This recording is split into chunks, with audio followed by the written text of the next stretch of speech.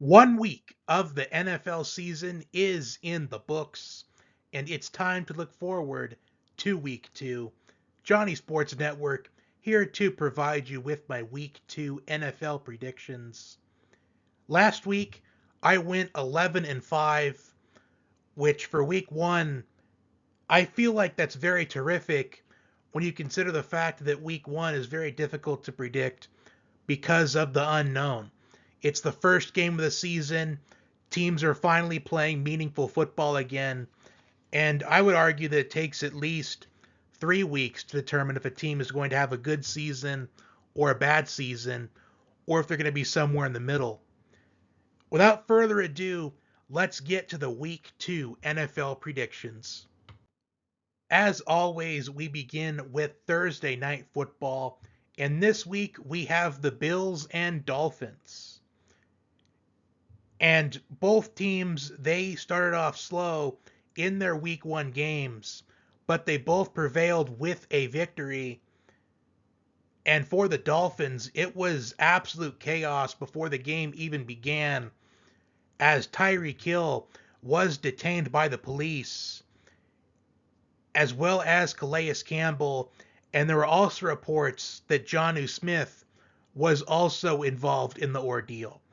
And the footage of the interaction has been released to the public. Many people have voiced their opinions on it, and I'm not going to. I just want to focus on the game we have at hand on Thursday night. And I do think that both offenses are going to come out and play on Thursday night. I did not look at the over-under for this game. For those of you that do like to place bets on things, I do think it's going to be a really surprising ordeal if the under does take place in this game. I do think it's going to be very high scoring.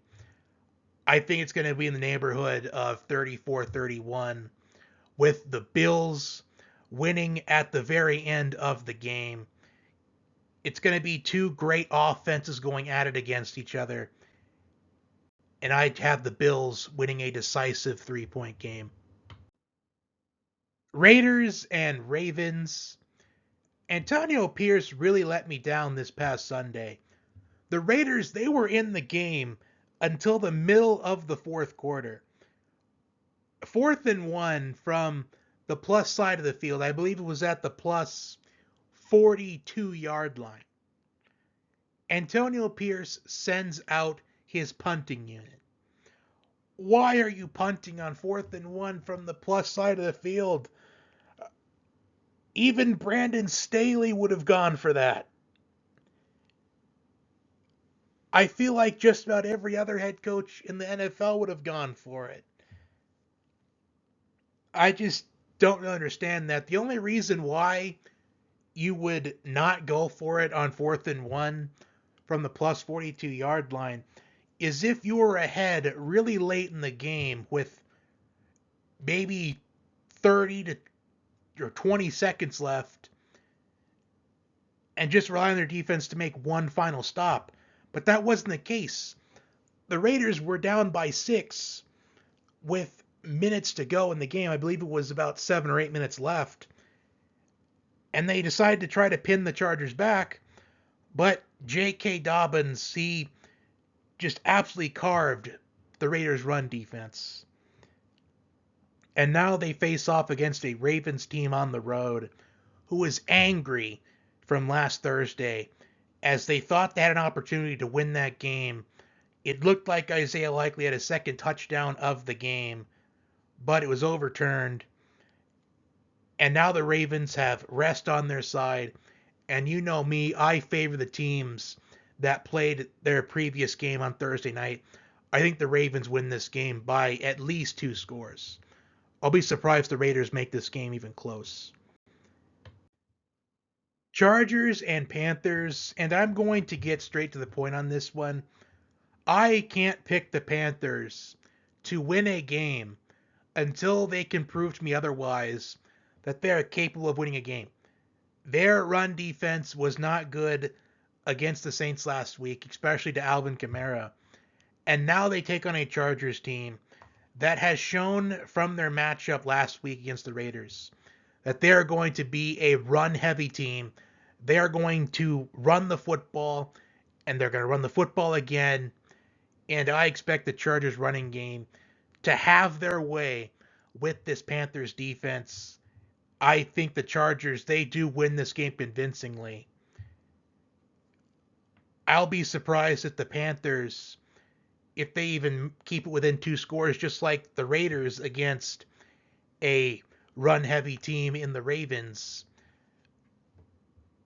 I will say this, if you're still in your survivor pools, I'd say the Ravens and Chargers. I hope I'm not jinxing those two teams, but I do think those two are pretty safe picks for this week. Saints and Cowboys. The Saints with a dominant win over the Panthers last week. However, it was just the Panthers in my mind, and I can't take the Panthers seriously right now until they show that they're capable of winning some games. While the Cowboys, on the other hand, they went on the road last week, and they had a dominant performance against the Browns.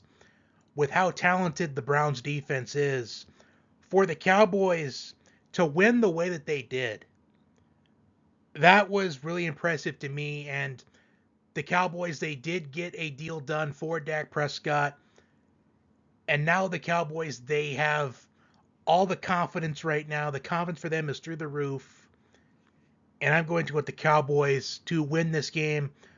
But I do think the Saints, as far as on paper is concerned, people do expect the Cowboys to win overwhelmingly. But I think the Saints, I think they can make this a ball game, but at the end of the day, I like the Cowboys to win this game. I just feel like they're the more confident team right now. Buccaneers and Lions, a rematch of last season's divisional round. The Lions are coming off of a very emotional victory over the Rams on Sunday Night Football. The crowd was fired up. Matthew Stafford was returning to Ford Field, and it was an overtime victory for the Lions as David Montgomery had the game-winning touchdown in overtime, and the Rams didn't even get to possess the ball in overtime. And now they are once again at home this week against the Buccaneers, and the crowd is going to be fired up again in this game.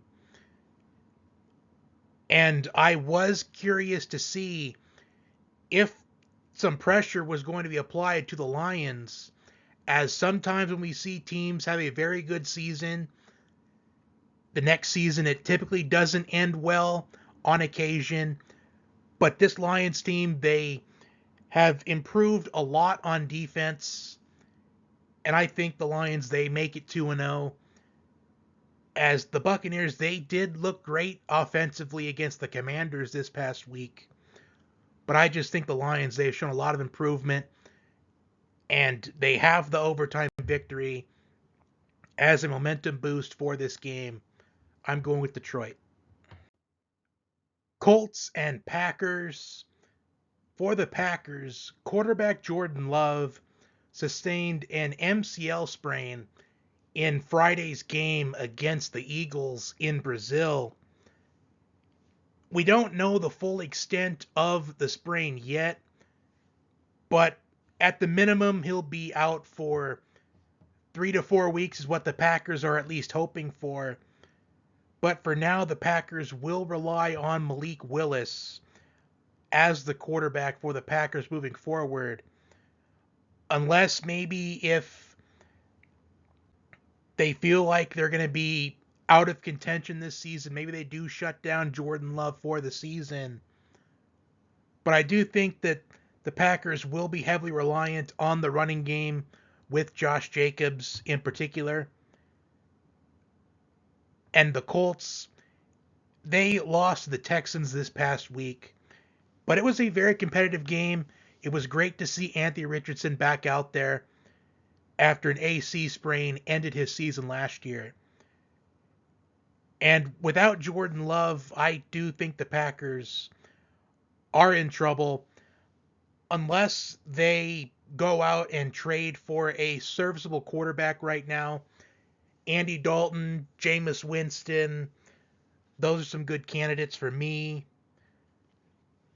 Maybe even Tyrod Taylor. He's very serviceable, I feel like. But I do think the Colts, they do win this game. They bounce back from losing last week, and the Packers, I do think they fall to 0-2, and they are in trouble without Jordan Love. As I do think Malik Willis, he does have potential, but I just don't know how Malik Willis is going to do. We did see a sample size against the Chiefs in a Sunday night game a couple of years ago where the Titans, they were in that game, but they just couldn't finish the job. But either way, I have the Colts winning this matchup. Browns and Jaguars. The Jaguars, they had the game against the Dolphins, but they just gave it away. As there was so many mistakes that took place in that game that ruined the Jaguars' chances of winning that game. Travis Etienne fumbling on the way to the end zone, and then going full Brandon Staley and going for it on fourth down from your own side of the field, not getting it, giving the Dolphins all the momentum in the world in that game, and it was ultimately the difference in that matchup. While the Browns, they really underperformed in week one. And I would say, in my opinion, that the Browns, they were the biggest disappointment in week one, given that the Browns, they made the playoffs last season. Statistically, they had the best defense in the National Football League, but they lost a really bad game against the Cowboys. The Cowboys just moved the ball at will against the Browns defense. Deshaun Watson did not play well last week, and now there's things going around Twitter about how Deshaun Watson was caught in 4K making a burner account to defend his play, which, let's be honest, I'm sure at least 95% of athletes have burner accounts on social media. I do think that's a given. But now there was news about a day ago where another accuser has come forward about Deshaun Watson's actions of harassment, which is without a doubt a big distraction for the Browns. But I do think the Browns, they do bounce back this week. This was a game I was really undecided on. Do I go with a team that was heartbroken last week and had what it took to win the game, but they gave it up? Or do I go with a team that did not look great at all, was really disappointing, but they had the chance to redeem themselves? And I do think that the Browns, they do redeem themselves this week. As I feel like the Jaguars, they're going to look back at that week one game this past week when the season is all said and done and say, that is a game where we should have won. And I do think that is still hanging over their heads right now. And I think the Browns, they pull off the upset, despite how disappointing they looked last week. 49ers and Vikings.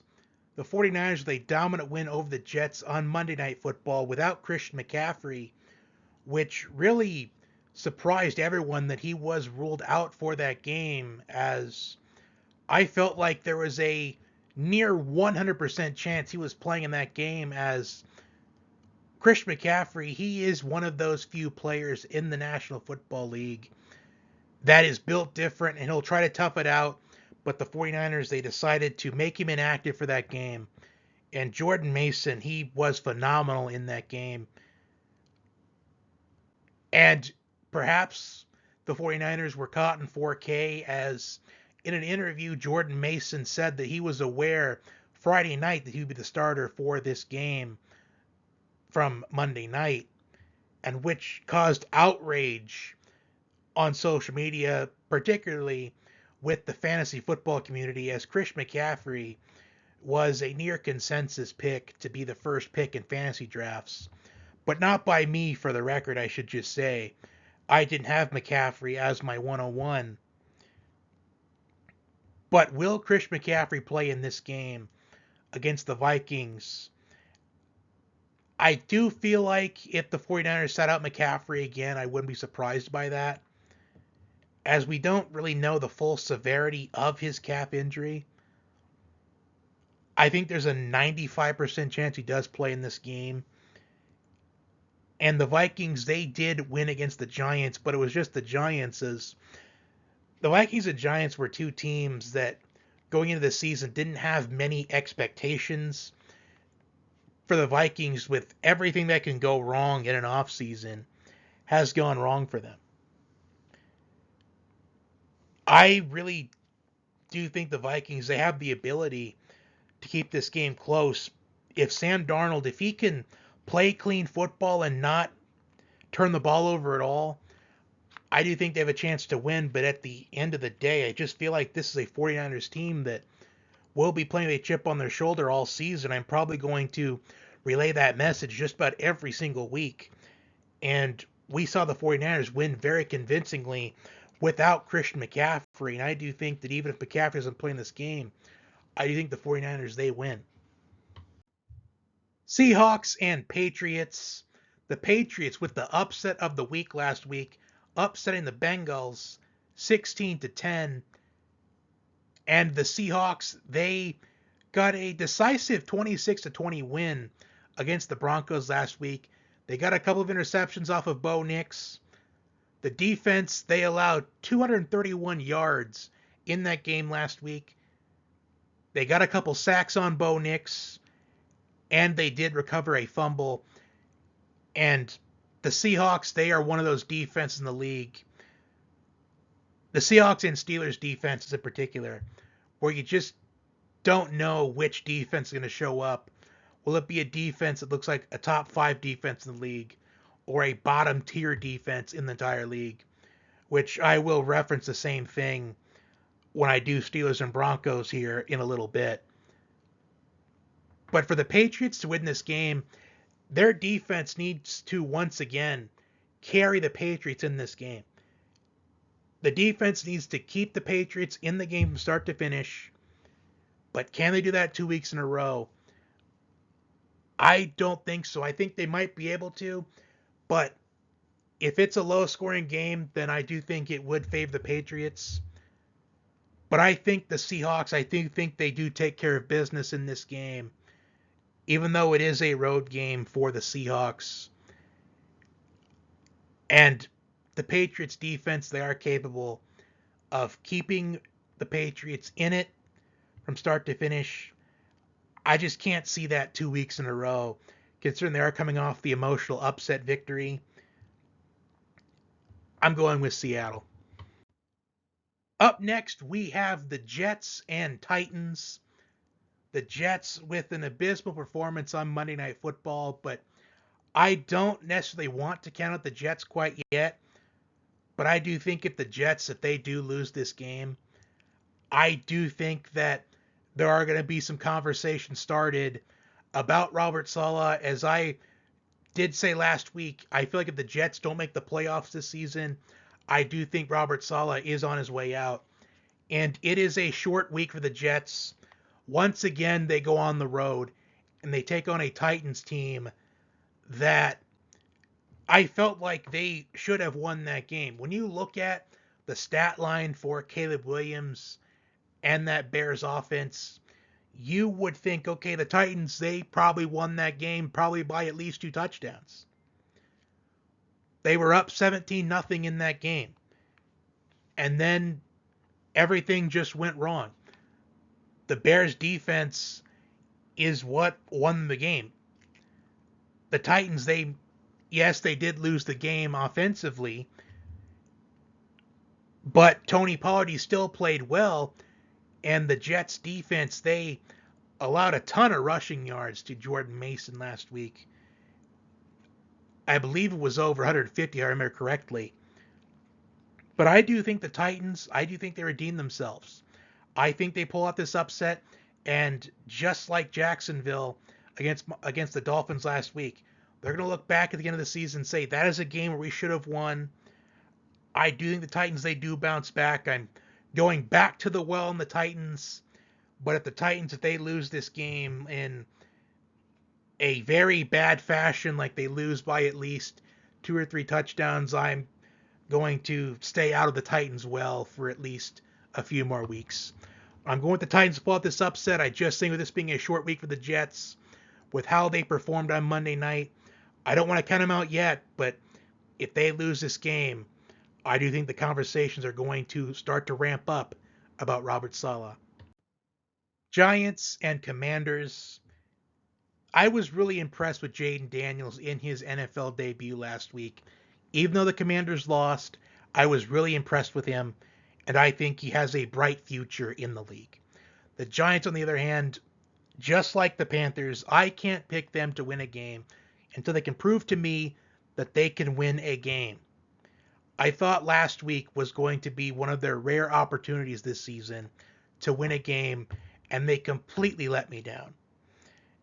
And hopefully the Panthers or Giants can win a game or two before they face off in Germany in November.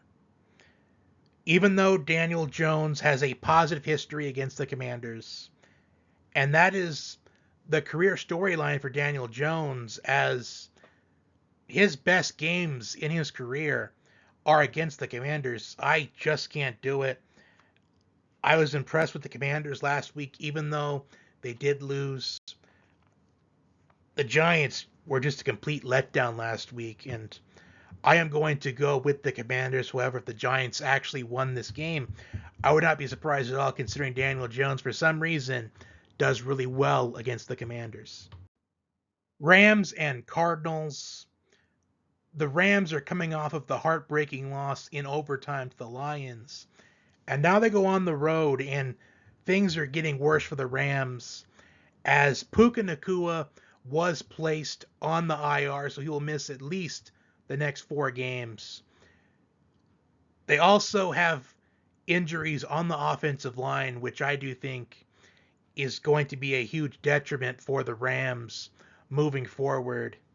And they take on a Cardinals team that also had a heartbreaking loss last week against the Bills, a game where they led by 14 points and they had a chance to win, but Kyler Murray missed Marvin Harrison Jr. wide open on the final play, the final offensive play from scrimmage for the Cardinals, which could have given the Cardinals the win and pulled off an upset, as the Cardinals, they have shown in the past they can pull off some upsets, particularly last year against the Eagles on New Year's Eve. But I do think the Cardinals, they do bounce back. I think they are able to take advantage of the injuries that are hindering the Rams right now. I do think Cooper Kupp has another big game, and I do think Cooper Kupp is back to elite status as far as best receivers in the league. But I just think there's too many injuries on the Rams right now to pick them to win. But I do think this game is in line to be one of the more entertaining games of the week.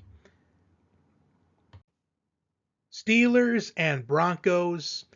And this game, I think, is going to be a very low-scoring game.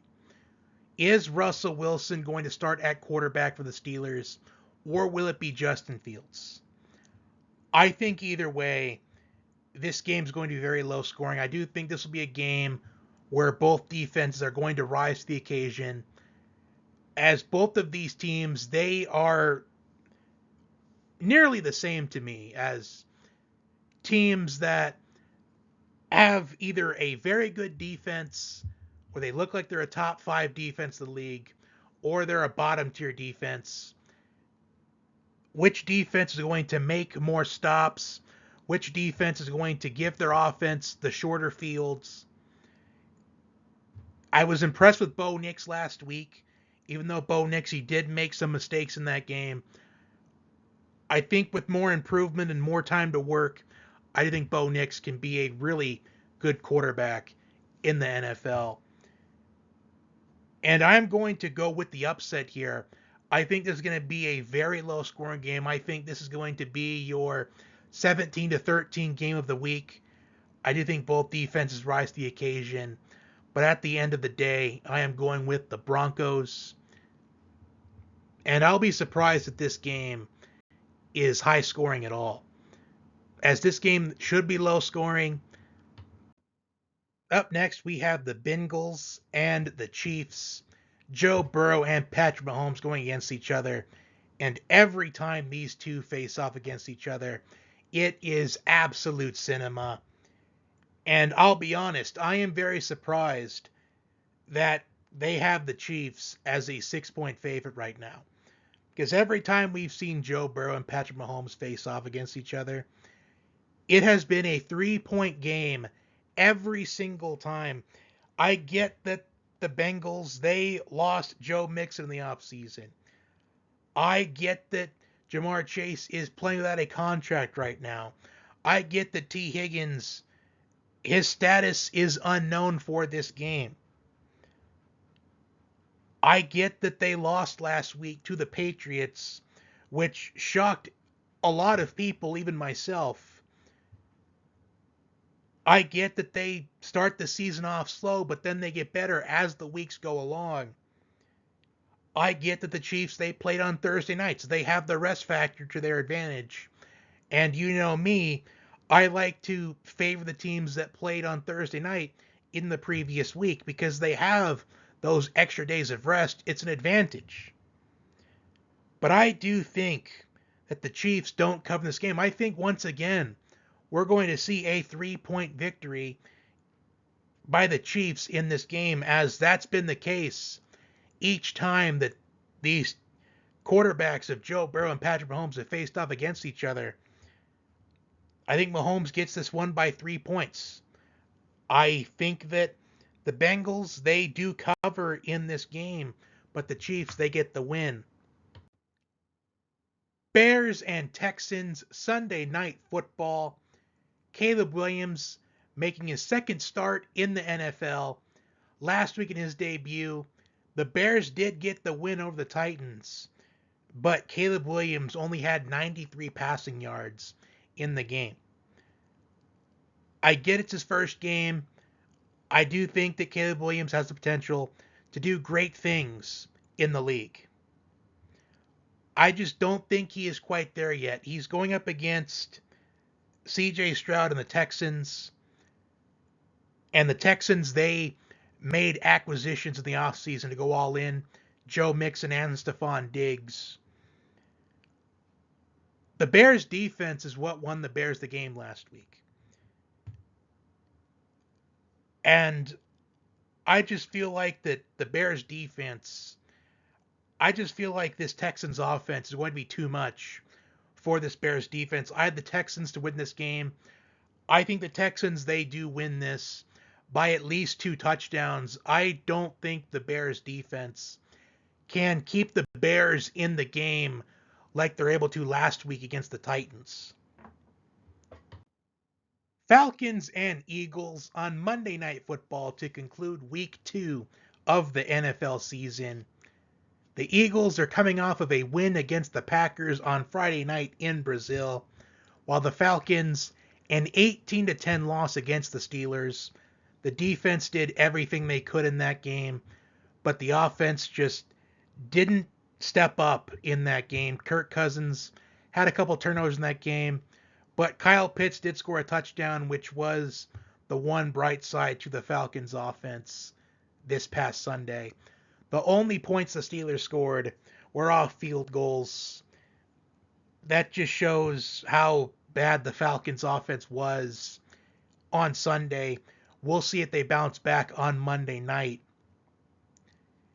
And I get that Kirk Cousins, it was his first game back from an Achilles injury, but he did not look good in that game at all. We will see if and how he bounces back this week against the Eagles, as the Falcons, they go on the road to, in my opinion, the most hostile environment in the National Football League.